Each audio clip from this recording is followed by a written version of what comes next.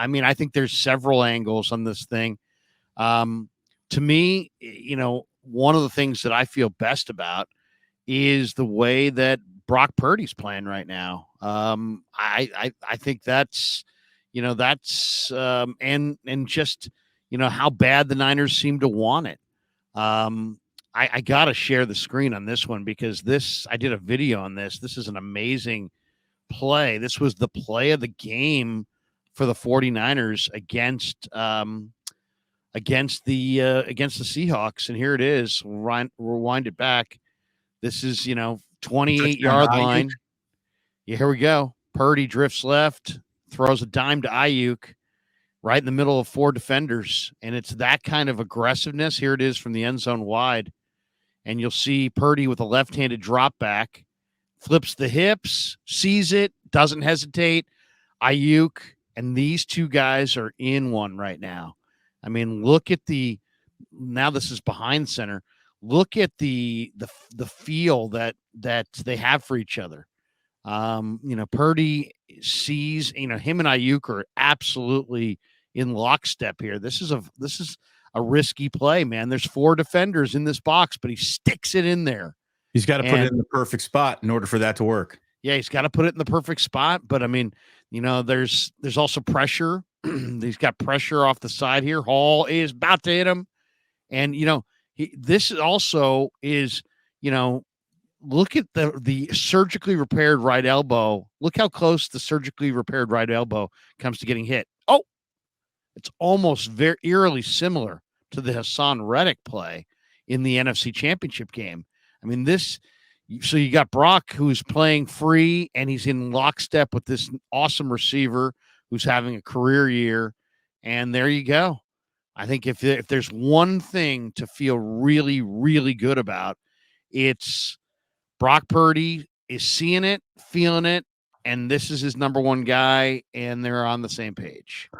By the way, what is that goofy foot drop back of Brock's where he drops back like he's a left-handed quarterback and then flips his entire base? For a guy with great footwork, that doesn't smack of clinical footwork. You know what I mean? It seems like that's unless they're trying to sell that he's going to his offensive left, right, and then he's coming back right. He's not doing that. I guess my point is he's not doing that because he's undisciplined with his feet.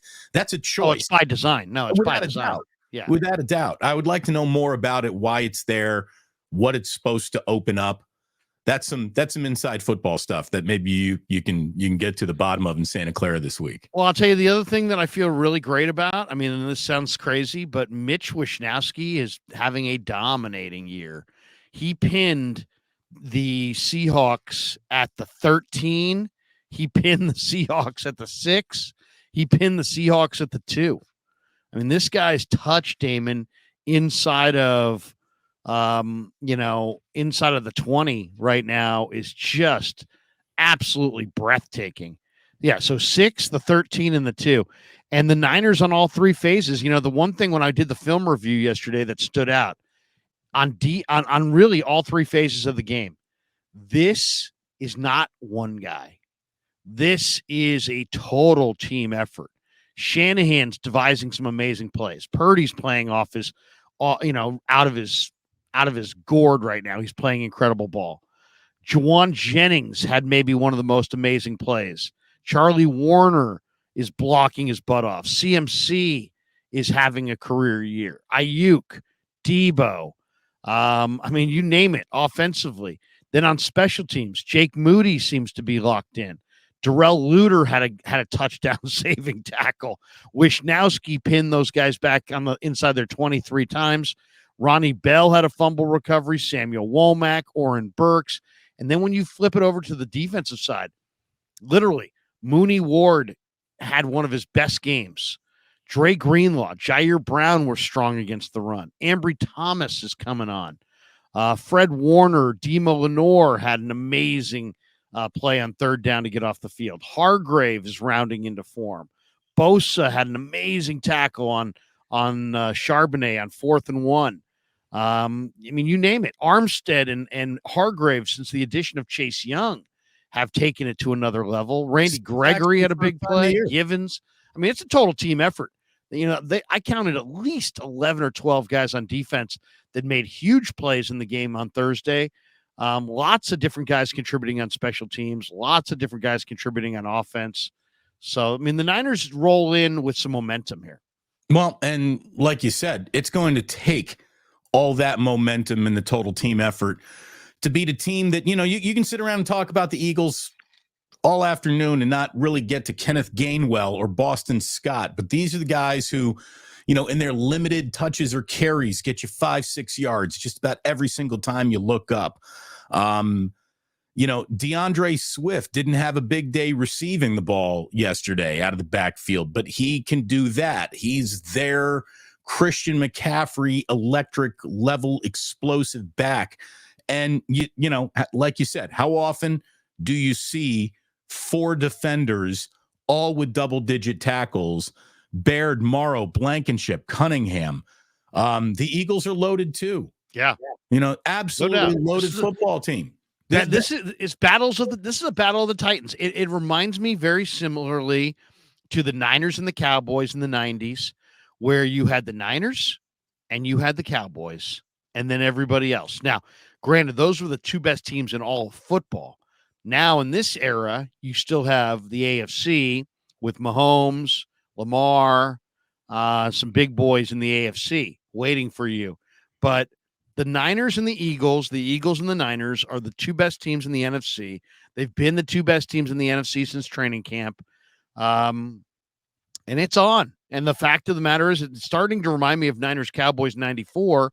Why? Because the Niners had lost to the Cowboys and they took Ken Norton.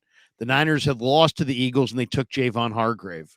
And now we're going to see if the Niners are good enough. And even if the Niners get this win, as we said before, it's, if nothing else, a win against the Eagles shows the 49ers that they can go in there under pressure in the cold and beat that team.